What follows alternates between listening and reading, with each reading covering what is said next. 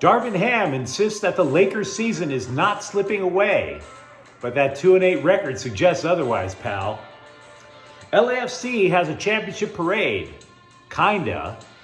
And you know how you hear people say, I can last a round with Mike Tyson. I can play for the Lakers with LeBron. Yeah, you too can run the rock behind UCLA's offensive line. Good morning. I'm James. This is your daily dose of sports and snark for the greatest sports city in the world, Los Angeles. This is Faithful Angelenos. It's November 8th, 2022. We have added yet another new subscriber. Thank you so very much for getting in on the ground floor. I love and appreciate every last one of you. If you like the content that we've been putting out about LA sports, clickety-clack the like button. Clickety-clack the subscribe button. There's a notifications bell.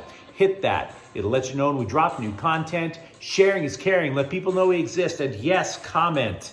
I am not perfect. I'm a lot more frustrated than I look. My phone has been blowing up all morning. It's been crazy. But before we go through the news and notes from around LA, let's take a quick look at the scoreboard. Last night, not a good night for the Lakers. Again, Anthony Davis scores 29 points, but the Lakers had their third straight loss, this time in Utah, 139-116. And by the way, all three of those losses were ass kickings. We'll get to that in a moment. Meanwhile, the Clippers rallied from 10 points down with 2:39 left. They snapped Cleveland's 8-game winning streak. Clippers 119, Cleveland 117. USC got punched in the testicles to open basketball season. Andy Enfield's former team, they had a little something. Florida Gulf Coast. Remember them? Yeah, they beat the Trojans 74-61 to start off basketball season. Boogie Ellis was the only Trojan to score in double figures with 19 points. Meanwhile, over at Pauley, Jaden Clark led the UCLA Bruins with 17 points. They defeated Sacramento State, as they should, 76-50. Meanwhile, tonight, Minnesota, they're going to play at the Kings at 7:30. Kevin Fiala, he hasn't been scoring the goals like the Kings expected, but he leads them in assists with 11, so he's still productive. We mentioned the Lakers' third straight loss. All three of them were at least by 14 points. Ouch. Said Darvin Ham after the game, quote, "This may be happening now at the outset of what we're trying to force to be a culture change." Side note, great sentence structure. Let's try that one again, because even when you read it straight, it sounds bananas. "This may be happening now at the outset of what we're trying to force to be a culture change in terms of getting us back to being highly competitive on a highly consistent basis. But this is not going to always be like this." Kamala Harris thought that sounded normal. What? Anyway, we'll continue with the quote. "We're going to turn the corner. We didn't come here to lose. I didn't come here to lose. They didn't bring me here to lose," unquote. Now, I want to be fair. For the record, with last night's game, the Lakers were down 3 starters. Okay? LeBron wasn't in because he's been dealing with a foot issue. 2 starters were sick. But the Lakers, as it stands, are 14th in the Western Conference, which means they're not only out of the playoff picture by a country mile, they're out of the play-in tournament by about half of a country mile. They're not even close to being where where they want to be. Now, one thing that Ham says needs to change is that it's clear that he wants Anthony Davis to call for the ball more. He did have 29 points last night, but if you recall, he only attempted 2 shots in the second half the game before. Quote, "These guys are not rookies. We have a playbook. He's got my blessings to scream out for the ball. Call his own number," unquote. So right now, the Lakers, I think LeBron is basically being honest with everybody. He is acknowledging this isn't the way it's supposed to be. It's just not. And at some point, there's going to be finger pointing if this doesn't turn around. LAFC, you might be asking yourself, because a guy who watches the channel regularly, nice guy, he asked me, I wonder if there's going to be a championship parade, because there weren't any for the Galaxy back in the day, because MLS wasn't that big of a deal back when the Galaxy were winning their 5 cups. After all, I replied to him, after all, there's championship parades for WNBA titleists. They had one in Vegas for the Aces. So if you're wondering if LAFC had a parade, the answer is yes. And I have seen the photos. Basically, if you didn't go to the LAFC Championship Parade, they all climbed aboard the Metro. They did a couple of laps around Randy's Donuts. And then they pelted their fan base with chocolate Long Johns and $2 Chuck. So they all had a great time celebrating the Black and Gold's title over at Randy's Donuts. Slow clap for the people who went to Randy's Donuts. It's an LA icon. That's the type of stuff you want when you're going out to celebrate a title. I have a question for you. We've been talking about UCLA football all year, and we were all even talking about before the year how important Zach Charbonnet, the running back, was going to be for the Bruins. Now, I didn't have a chance to watch Saturday's game. I was working. But apparently, Charbonnet was off the field for a good chunk of the game. So he's also limited in practice this week. And yet, without being on the field for the majority of that, for a big chunk of the game in Arizona State, UCLA still rushed for 402 yards against the Sun Devils. Casimir Allen had 137 yards.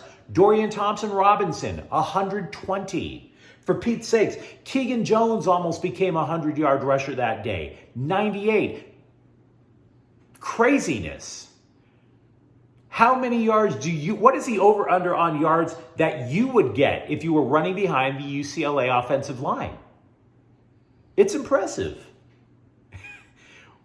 Even if you like the Trojans, and I'm a Trojans fan, I'm not stupid. That's impressive.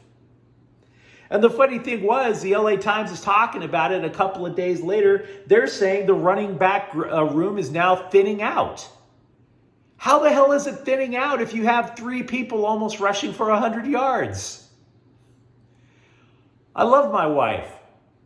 I'd give my wife a pair of cleats. I bet she could bust out at least 75 behind that line. Just as long as she takes the knee before she gets hit. There are a number of defensive issues that both the Bruins and the Trojans have to face. Wouldn't you agree? I mean, we could go hours and hours talking about all the numbers that the Trojans defense has been allowing over the last few weeks, but I do at least want to give you one optimistic number. Tuli Tuipulotu, defensive lineman, tied for the lead in the country with 9 sacks. So, yeah, give it up for the guy. I mean, for Pete's sakes, it's not like the Trojans have a boatload of pass rushers and they're all being double teamed and Tuipulotu has a free shot at the quarterback. He's getting this all on his own. But I do have to ask, there is a larger question. Earlier this season, because the Trojans defense was actually putting decent numbers against inferior teams, defensive coordinator Alex Grinch was seen as a, quote, hot candidate to get a shot at the Colorado vacancy, to get a shot at the Arizona State vacancy. What if he's not good enough to coach USC's defense? At this rate, you kind of have to ask, you might be compelled to ask yourself that question. I'm not saying you fire the guy. I'm not there. But I'm sitting there looking at these inferior teams now, racking up yards against USC. Is Alex Grinch bearing some of the responsibility for some of these massive second halves that teams are having against the Trojans? The Athletics' Jim Bowden, a former baseball general manager, lists the Dodgers' needs as starting pitching, the left side of the infield, and center field. We knew. Thanks. I met him. I like the guy. We knew. Bad news for the Chargers. Defensive tackle Austin Johnson is out for the year. He got injured over in Atlanta, fractured the left knee. Ouch. I don't like the idea of breaking your knee. And also, in addition to that, he damaged his medial collateral ligament down there. 3 Chargers defensive players are out for the year. He's one of them. Possibly a 4th because they think Joey Bosa is coming back, but they don't know yet. Rams head coach Sean McVay said that he doesn't believe that they are suffering from a quote-unquote Super Bowl hangover. He thinks that it's more day-to-day issues, little lapses in judgment or focus. Honestly, I think it's injury. I do. Because if you think about it, you have a 17-game regular season, a 3-game preseason. If you win the Super Bowl, you are playing at least 3 additional games, possibly 4. And the Rams, by the way, played 4, where the stakes are at its highest, where you want to win so bad, you're going to consider taking risks with your body that you wouldn't normally take. Those 4 extra games, hey, you can get hurt. Just ask Odell Beckham Jr. But you can debate whether or not it's a hangover, and I'll be more than willing to hear you guys out on the comments thread. If you think about it, the Bengals were their Super Bowl opponent. They've been struggling too. Now, granted, Cincinnati had to fight to get over 500. They're 5-4, but they were stinking up the joint at the beginning of the year. Potential good news for the Rams, though. Guard Coleman Shelton might return this week. He has been out since week 4 with an ankle sprain. Now, if you follow MLS, there is a very brief window at the start of the offseason for trades, like 48 hours. It started on Monday, it ends on Wednesday.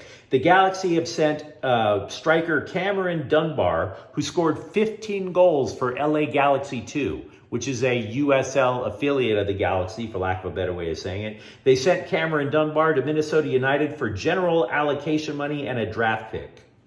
Now, the MLS salary cap is very wonky. I'd never be able to explain it in a million years. There's designated players, GAM, TAM, DAM. I couldn't figure it out. So I can't even tell you if this is a good trade for the Galaxy or not.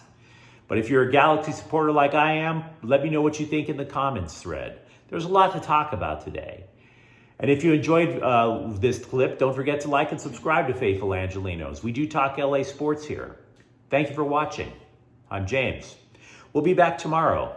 Faithful Angelenos is a Kian Corte El Queso production. Take care.